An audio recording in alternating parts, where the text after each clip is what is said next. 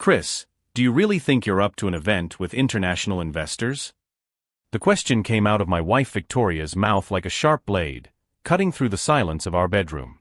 I was finishing adjusting the tie I had bought especially for the gala at Whitmore Industries, her family's company, when those words hit me like a punch in the stomach.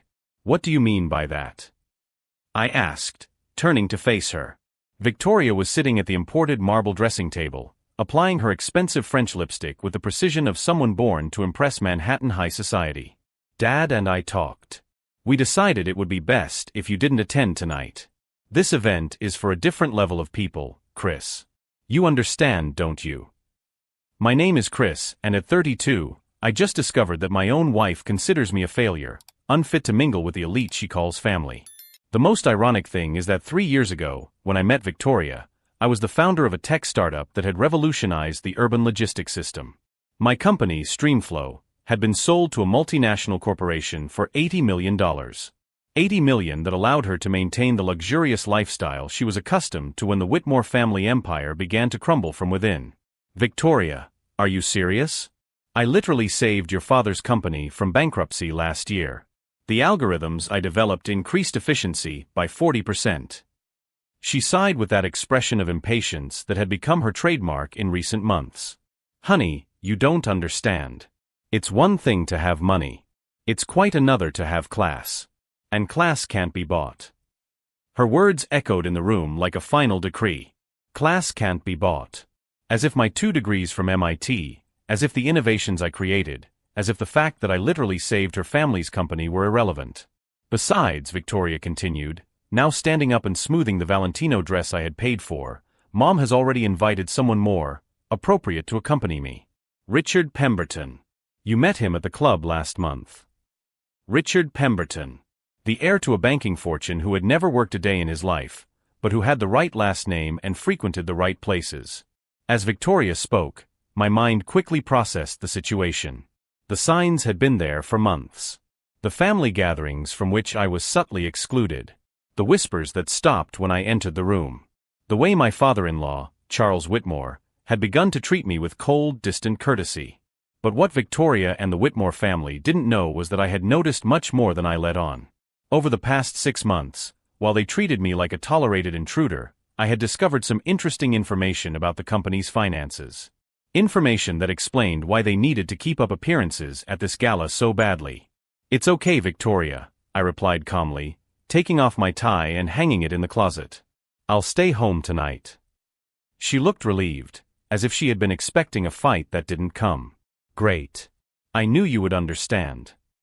What she didn't know was that I had spent the last few weeks meticulously documenting all the irregularities I had discovered at Whitmore Industries. While she was getting ready to impress investors with facades and surnames, I was sitting on a time bomb of information that could blow up the entire house of cards they had built. If you're enjoying this twist in the story, don't forget to subscribe to the channel to find out how this apparent moment of humiliation would become the catalyst for a revenge that no Whitmore would ever forget. Victoria left the room for the event that would define her family's future. And I stood there, smiling for the first time in months, knowing exactly what would happen when the lights came up at the gala. 2 hours later, I was sitting in my home office, a room Victoria had decorated with expensive Italian furniture, but which now felt more like a mausoleum than a workplace. The silence of the empty house echoed around me as I opened my laptop and relived the last 6 months of my married life. Victoria Whitmore. The only child of Charles and Margaret Whitmore, heir to an empire that spanned 3 generations. When I met her at a charity event in Greenwich, she was different. Intelligent, insightful, seemingly genuine in her interest in technology and innovation. Do you really believe you can change the world through algorithms? She had asked that first night, her blue eyes sparkling with curiosity. 3 years later, I discovered that curiosity was purely strategic. The transformation began subtly. First came the constant corrections to my pronunciation of French words. Then came the suggestions about my clothes, my posture, the way I held my fork during formal dinners. Chris, dear, people of our social standing don't wear digital watches, she said one day, presenting me with a Patek Philippe that cost more than most people earn in 2 years. Our social standing. As if I were her charity project. But the real Charles Whitmore, the patriarch of the family, turned out to be even worse. Charles was the kind of man who measured a person's worth by the year they graduated from college and the golf club they belonged to. At 62, he ran Whitmore Industries with the arrogance of someone who had never faced a day of real adversity in his life. Christopher, he always called me by my full name, as if my nickname were too vulgar for his lips. I hope you understand that success in the business world requires certain subtleties. Subtleties that are not always taught in technical schools. Technical schools. As if MIT were a second-rate school. At the first family meeting I was invited to 2 years ago, Charles had made it clear where I stood in the hierarchy. We were in the study of the Whitmore Mansion in East Hampton, surrounded by portraits of ancestors who had built their fortune through railroads and steel. Whitmore Industries, Charles proclaimed, holding $1,000 glass of scotch, is more than a company. It's a legacy. And legacies require people who understand the weight of tradition. Margaret Whitmore, the matriarch, was even more subtle in her cruelty. She had a knack for making devastating comments disguised as maternal concern. "Chris, dear, are you sure that haircut is appropriate for tomorrow's dinner? We'll be hosting the British consul, and first impressions are so important." First impressions. As if I were a child being prepared for a recital. But it was in the last 6 months that I discovered the true rotten nature of this family. It all started when Victoria asked me to review some company financial documents. "Could you take a look at these reports, Chris? Dad said your experience with data analysis could be useful." Useful. That's how they saw me. A convenient tool. What I found in the documents was disturbing. Whitmore Industries was systematically overcharging government contracts, using a complex network of subsidiary companies to launder money through tax havens. But what was most shocking was discovering that they were embezzling funds from a charitable foundation they ran. A foundation that supposedly helped underprivileged children, but in reality served as a personal money laundering machine. $3 million earmarked for educational programs had been redirected to renovate the family's summer home in Martha's Vineyard. For weeks, I kept this information to myself, trying to understand the full scale of the corruption. Every document I analyzed revealed new layers of fraud. Falsified contracts, rigged bids, bribes disguised as consulting fees. And Victoria knew everything. I found this out on a Tuesday night when she got a call from Charles while we were having dinner. "Yes, Dad, I know about the auditors. Chris has already taken care of the quarterly reports." "No, he doesn't suspect anything. He still thinks he's helping the company modernize." She talked about me as if I were a particularly well-trained pet. That night, I pretended to be asleep while she was in the shower, and accessed her phone. The emails between her and Charles were a complete confession. Not just about the financial fraud, but about how they planned to use my reputation to clean up the company's image when necessary. "Christopher will be useful if we need a technical scapegoat," Charles had written. "Men like him are disposable when they no longer serve our purposes." Disposable. For 3 years, I had believed I was building a marriage. In reality, I was being groomed to be the perfect scapegoat when the house of cards came crashing down. From that moment on, I began to document everything meticulously. Every conversation, every document, every suspicious transaction. I installed recording apps on my phone, backed up all the files to secure servers, and began to build a complete dossier of the Whitmore family's criminal operation. But that wasn't enough. Simple exposure would be predictable, and they had expensive lawyers and political connections that could minimize any scandal. I needed something more elegant. More devastating. That's when I discovered that Charles had scheduled today's gala specifically to announce a merger with a European conglomerate. A merger that depended on the approval of international investors who had no idea of the Whitmore's true corrupt nature. And I had information that could not only cancel that merger, but completely destroy the family's reputation in the international financial market. While Victoria was getting ready to impress people who considered my money good enough, but my presence inappropriate, I was organizing the most spectacular downfall Manhattan high society had seen in decades. The clock read 7:45 p.m. The gala had begun 15 minutes earlier. I opened my laptop and began drafting the first of a series of emails I would send to the 15 largest investors attending the event. Emails containing photographic evidence of all the crimes I had documented over the past 6 months. Victoria thought I wasn't sophisticated enough to mingle with her elite. In 2 hours, she would discover how sophisticated the fall of an entire dynasty could be. 8:15 p.m. The gala was in full swing, and I had just received a message that would change everything. "Chris, you need to see this urgently." It was Jessica Chun, my former business partner at Streamflow, who now worked as an independent auditor for large corporations. She had sent a link to an encrypted file, accompanied by a single line: "I gained access to Whitmore's internal servers. It's worse than we imagined." I downloaded the file with trembling hands. Not from nervousness, but from anticipation. What I found in the documents surpassed my worst suspicions. Charles Whitmore wasn't just embezzling money from a charitable foundation.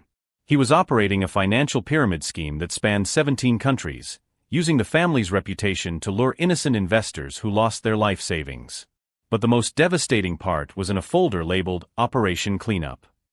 It was a detailed plan to frame me as the real mastermind behind all the fraud. Forged documents with my digital signature, backdated contracts suggesting I was the technical consultant responsible for the fraudulent systems, even fabricated emails where I supposedly instructed Charles on how to cover up the crimes. "The boy is perfect," Charles had written to Margaret in a message dated 6 months ago. "Young, ambitious, background in technology.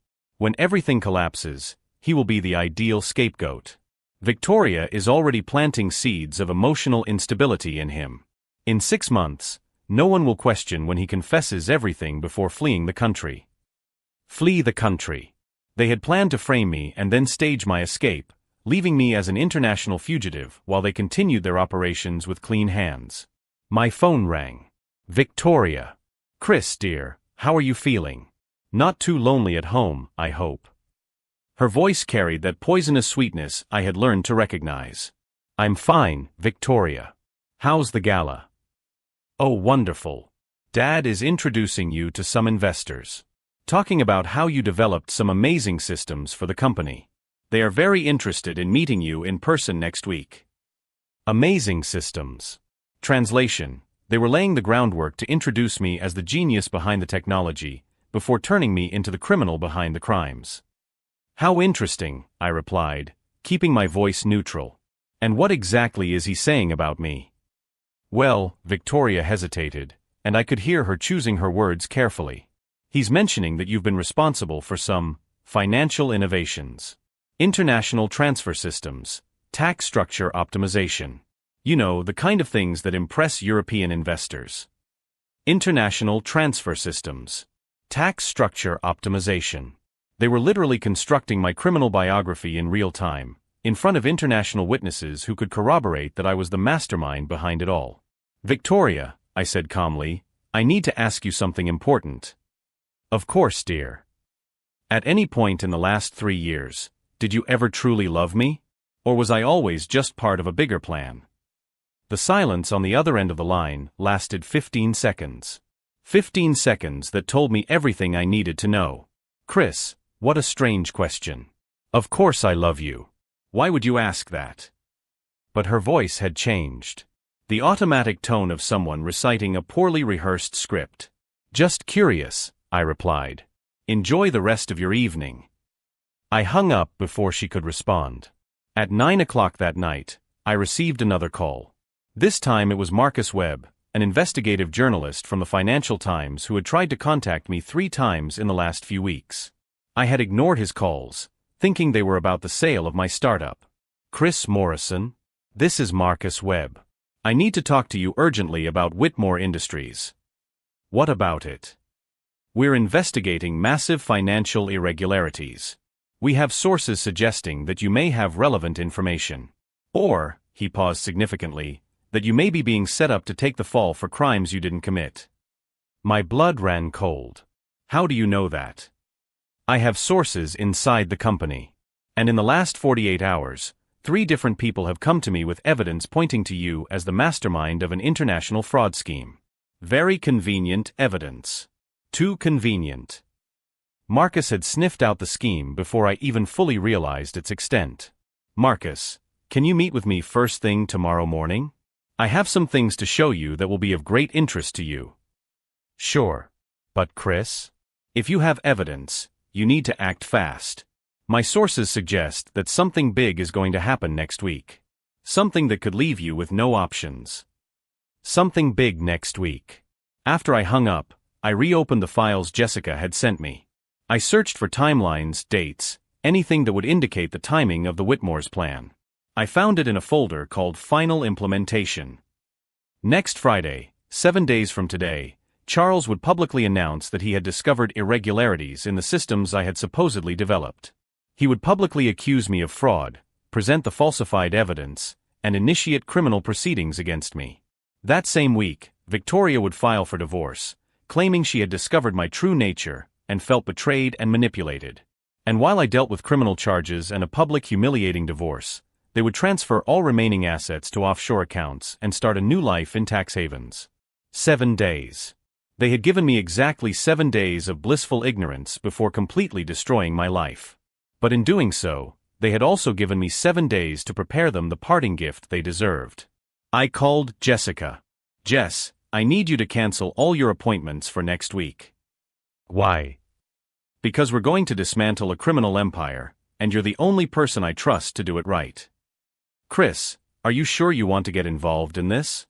The Whitmores have expensive lawyers and political connections. If something goes wrong. Jessica, I interrupted her, they didn't just use me and plan to throw me away. They stole $80 million from innocent people. Retirees who lost their life savings. Families who invested in their children's education. And they're planning to do it again, on an even bigger scale. I paused for a moment, looking out my office window at the city lights. If we let this go, we won't just be silent accomplices. We'll be cowards. Jessica sighed. Okay. What do you need me to do? First, I need you to put together a complete presentation of all the evidence. Something we can deliver simultaneously to the FBI, the Financial Times, the Securities and Exchange Commission, and the international investors attending tonight's gala. That will take days to organize properly. You have until Thursday. On Friday, when Charles takes the stage to publicly accuse me, I want him to discover that his own destruction is already being broadcast live to the entire world. While Victoria enjoyed her gala evening, believing she had successfully kept me away from the real investors, I was assembling a coalition that included some of the country's best investigative journalists, federal auditors, and lawyers specializing in international financial crimes. Next Friday, she would discover that the person she considered unfit to mingle with the elite had built a network of contacts far more powerful and influential than any of the Whitmore social circles. The difference was that my contacts were people who actually worked to make the world a fairer place. And they were hungry for a story like this. Thursday, 5 in the morning. I hadn't slept in the last 48 hours, but my mind had never been clearer. Jessica had arrived the night before with 3 suitcases full of printed documents, 2 laptops, and a determination I hadn't seen in her since the Streamflow days. Chris, this is bigger than we imagined, she said, spreading stacks of papers across the dining table. Victoria had chosen to impress important guests. The irony did not escape me. The Whitmore Industries scheme spans 23 countries. They're not just stealing from American investors. They're operating an international money laundering system that involves dictators, cartels, and Russian oligarchs. I picked up one of the folders she had marked Category A Evidence. Inside were photographs of Charles Whitmore at private dinners with people I recognized from international news reports. Men who financed wars and dictatorships, women who ran human trafficking rings. Jessica, how did you get access to this? She smiled, and for a moment I saw the brilliant hacker I had known in college, before she became a respected corporate auditor. Remember my master's thesis on vulnerabilities in offshore financial systems? I never stopped monitoring those networks. Whitmore Industries appeared on my radar 2 years ago, but I didn't have an entry point. Until you contacted me. Over the next 6 hours, we built a complete map of the Whitmore's criminal operation. It wasn't just corporate fraud. It was an international criminal organization that used the respectability of an American family to facilitate crimes on a global scale. The most ingenious thing, Jessica continued, is how they used their technological reputation to create the perfect digital infrastructure. The algorithms you developed to optimize legitimate transfers were modified to mask criminal transactions. My own codes, twisted to serve purposes I never imagined. The violation was both personal and technical. At 11 in the morning, we received an unexpected visit. Marcus Webb arrived accompanied by 2 people who completely changed the game. Chris, I'd like to introduce Diane Foster from the FBI's Financial Crimes Unit and Anton Kozlov, an investigative journalist from the BBC. Diane was a woman in her 50s with eyes that seemed to see through corporate lies like X-rays. Anton, a Russian-born American, was an expert in exposing international money laundering networks. "Mr. Morrison," Diane said, examining the documents we had organized, "this evidence is consistent with an investigation we have been keeping secret for 18 months. You may have just provided us with the missing pieces." Anton was photographing documents with a professional camera, his hands moving with the precision of someone who had already exposed dozens of similar schemes. "The Whitmore Network," he explained in English with a slight Russian accent, "is not only known in the United States. In Eastern Europe, there are entire families who have lost their savings in investments promoted by intermediaries connected to Charles Whitmore." During the afternoon, my apartment turned into a command center. Diane brought in 2 additional agents. Marcus contacted editors at the Financial Times, Wall Street Journal, and Washington Post. Anton established communication with colleagues in London, Zurich, and Hong Kong. But the most crucial moment came when we decided how to approach the issue of timing. "Charles plans to publicly accuse me tomorrow night," I explained to the group. "If we act before then, he could destroy evidence and flee the country." "And if we wait too long," Diane replied, "he could incriminate you convincingly enough to complicate our investigation." It was Anton who suggested the most elegant strategy. We allow him to make the public accusation. We let him expose himself completely, with cameras rolling and witnesses present. And then, the moment he finishes his presentation, we reveal the whole truth. "A real-time counterattack," Jessica murmured, her eyes shining with admiration for the audacity of the plan. At 6 p.m, while Victoria was getting ready for another social dinner at her parents' house, I was on a video conference with federal prosecutors in 3 different time zones. She walked into the office to say goodbye, wearing the pearl necklace I had bought her for our 2nd wedding anniversary. "Chris, honey, aren't you having dinner tonight? Mom insisted on making your favorite dish." Her favorite dish. As if the last 3 years of manipulation could be erased with spinach lasagna. "I'm not hungry, Victoria. Enjoy your family night." She kissed me on the forehead, a gesture that once carried affection and now felt like a mark of betrayal. "I love you," she said, and for a moment her voice carried something that could have been sincerity. "I know," I replied, without looking away from the computer screen. After she left, I resumed the video conference with renewed determination. The plan was taking shape with surgical precision. Tomorrow night, when Charles Whitmore took the stage at the Plaza Hotel to give his presentation on corporate innovation and integrity, he would be surrounded by journalists, investors, federal officials, and television cameras. He would publicly accuse him of international fraud, present falsified evidence, and give his speech about how he had discovered the true nature of the man who married his daughter. And the moment he finished his performance, he would discover that everyone in the audience had already received a complete dossier of his own criminal activities, delivered simultaneously by federal agents, investigative journalists, and international auditors. If you have been following this journey of shocking discoveries, subscribe to the channel now, because what will happen next Friday will be the most spectacular turnaround the Manhattan elite has ever witnessed. Anton had gained access to the Plaza Hotel's security cameras. Diane had a team of 20 agents strategically positioned at the event. Marcus coordinated with editors for simultaneous publication in 12 international media outlets. And I had one final revelation that even Jessica didn't know about yet. Over the past 72 hours, I had quietly transferred all the assets Charles thought he was stealing back to their original victims. Account by account, family by family, using the same systems he had corrupted to reverse every criminal transaction from the past 3 years. When he tried to access his offshore accounts tomorrow morning, he would discover that $80 million had simply disappeared.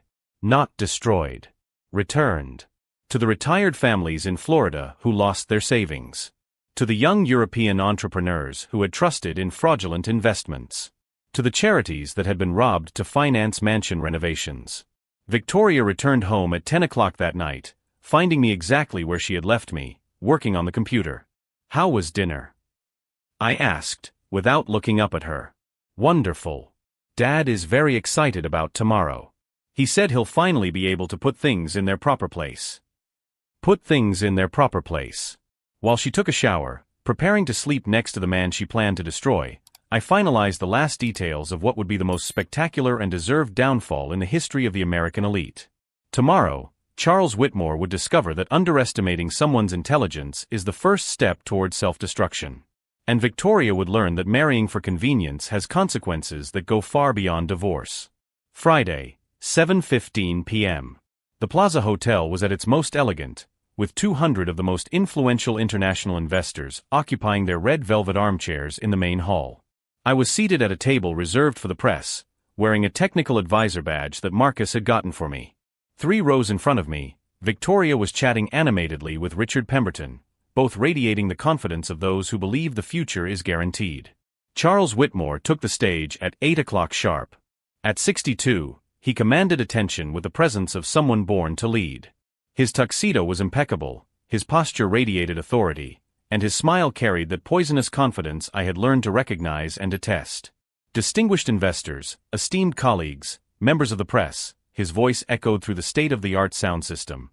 Today marks a historic moment for Whitmore Industries and for the future of international investment. Polite applause filled the hall. In the front rows, I could see delegations from European, Asian, and Middle Eastern investment funds. Exactly the people Charles needed to impress to save his crumbling empire. During my 40 years in this industry, he continued, I have learned that true innovation arises when tradition meets technology. And today, I am pleased to announce that Whitmore Industries has not only embraced this philosophy, but has completely revolutionized our approach to global markets. On my phone, a message from Diane Foster appeared, agents in position. Awaiting your signal. Another from Anton Kozlov, editors from 12 international outlets connected. Live broadcast authorized. A third from Jessica, evidence uploaded to secure servers. 1 click and everything goes live simultaneously. Charles was now explaining how innovative systems developed by our in-house technical team had enabled the company to expand into previously inaccessible markets. Systems that I had created, now described as products of his entrepreneurial genius. Our growth over the past 3 years, he proclaimed, was the result of a strategic vision that combined advanced data analysis with financial structures optimized for emerging markets. Translation: international money laundering masquerading as technological innovation. It was at 8:21 that Charles made the transition I had been waiting for. Unfortunately, his voice took on a tone of calculated regret. Not all members of our corporate family shared our values of integrity and transparency. The room fell silent. This was the cue we had anticipated. We recently discovered serious irregularities in our financial systems. Irregularities that, after meticulous investigation, were traced to a single source. He paused dramatically, letting the tension build. Christopher Morrison, who had joined our family through marriage to my daughter Victoria, systematically exploited his position of trust to implement fraudulent schemes that compromised not only our corporate resources, but also funds intended for charities we administer. Shocked murmurs rippled through the audience. Victoria, in the third row, clutched Richard's arm with a convincingly rehearsed look of pain. The evidence, Charles continued, pulling a folder from the podium, includes forged contracts bearing his digital signature, records of unauthorized transactions, and communications where he detailed his plans to use our family reputation as cover for criminal activities. He was now distributing copies of the falsified evidence to members of the press in the front rows. Documents that Jessica and I had seen during our analysis, fabricated with a sophistication that would have convinced any superficial investigator. It is with deep regret, Charles declared, that I announce that we have initiated criminal proceedings against Christopher Morrison. Whitmore Industries will not tolerate criminals manipulating our 90-year reputation for fraudulent purposes. Applause began in the front rows, led by Richard Pemberton and other members of the social elite in attendance. It was at that moment that I sent a single message to Jessica, now. What happened in the next 15 seconds was a symphony of coordination I would never forget. Simultaneously, all investors in attendance received a push notification on their smartphones. Publishers in 12 countries published identical articles with complete evidence. Federal agents rose from their strategic positions in the hall, discreetly identifying themselves to the event organizers. But the coup de grace came when the giant LED screens installed on the sides of the stage, which were supposed to show the company's growth charts, began to display something completely different. Photographs of Charles Whitmore at private dinners with well-known Russian oligarchs. bank documents showing transfers to tax havens, audio recordings of telephone conversations where he discussed how to use the kid as a scapegoat when the situation heats up. Charles stopped mid-sentence, his confident expression turning to confusion when he realized that the people in the audience were no longer looking at him, but at the screens behind him. Technically, an amplified voice echoed through the sound system. This evidence was obtained through the very systems you just accused me of corrupting. All heads turned toward my desk. I was standing, holding a wireless microphone that Anton had discreetly provided me. To the investors present, I continued, the information you have just received on your devices contains complete evidence that Charles Whitmore operated an international money laundering scheme for over 5 years, using charitable funds and fraudulent investments to finance criminal networks in 17 countries. The silence in the room was so complete that I could hear the hum of the air conditioning system. Mr. Morrison, Charles attempted to regain control, his voice now carrying a tension he could no longer hide. These accusations are documented by FBI agents, I interrupted, audited by international financial crime experts, and verified by investigative journalists from at least 6 different countries. It was at this moment that Diane Foster rose from her position in the second row, displaying her federal identification. Charles Whitmore, her voice cut through the room like a knife, you are under arrest on suspicion of international conspiracy to launder money, investment fraud, and misappropriation of charitable funds. The chaos that ensued was indescribable. European investors rose simultaneously, already making calls to sever any association with Whitmore Industries. Journalists rushed for the exits, broadcasting live to their newsrooms. Members of New York's social elite whispered among themselves, quickly calculating how to publicly distance themselves from the family. But my attention was focused on Victoria. She had risen from her seat, her face a mask of genuine shock. Not shock at her father's arrest, but shock that their perfect plan had been completely dismantled by someone they considered incapable of such sophistication. Our eyes met across the tumultuous hall, and for a moment, I saw not the calculating manipulator who had tried to destroy me, but a 30-year-old woman who had just witnessed the complete disintegration of the world she knew. Chris, she murmured, even from a distance, and I could read her lips forming the words, how did you know? I smiled for the first time in months, not with bitterness or vengeance, but with the quiet satisfaction of someone who had restored balance to the universe. I walked toward her through the panicked crowd, stopping a meter away. Victoria, I said calmly, you asked the wrong question. What do you mean? She whispered. The question isn't how I knew. The question is, why did you assume I wouldn't know? Marcus Webb appeared at my side, television cameras capturing every second of our conversation. For 3 years, I continued, you treated me like a charity project, a tolerated intruder, someone whose intelligence was useful only when it suited your purposes. But you forgot one fundamental thing. Victoria was now crying, tears smearing her carefully applied makeup. I built StreamFlow from scratch. I sold it for $80 million. I revolutionized logistics systems that are used in 42 countries. And you really believed that someone with that ability wouldn't notice when he was being manipulated? 2 tables away, Charles was being escorted by federal agents, his handcuffs gleaming under the lights of the ballroom. Every document you forged, I continued, contained metadata codes that I had implemented in the systems. Codes that allowed me to track not only when the documents were created, but on which computer by which user, and how often they were edited. Victoria's face drained of color. Every phone conversation you had about framing me was recorded, because 2 years ago I installed monitoring software on the company's communication systems. Software that you authorized, believing it would be used to protect trade secrets. Margaret Whitmore, who had spent the last 3 years treating me like a commoner unfit for her family, was now being questioned by reporters about her knowledge of her husband's criminal activities. And Victoria, I said, my voice dropping to a whisper that only she could hear, when you asked me to review the company's financial documents 6 months ago? That was when I realized you weren't a wife asking her husband for help. You were a criminal testing whether your next victim would discover the crime before she was framed for it. She slumped in her chair, the weight of the revelation finally hitting her full force. Richard Pemberton, the suitable man who had replaced me as Victoria's escort, was discreetly making his way to the back exit, evidently re-evaluating his strategy for social advancement. But you know what impresses me most, Victoria? I asked, watching the room quickly empty. You had a legitimate company. You had resources, connections, real opportunities. You could have built something impressive and legitimate. She looked at me through her tears, waiting for the final blow. Instead, you chose greed. You chose corruption.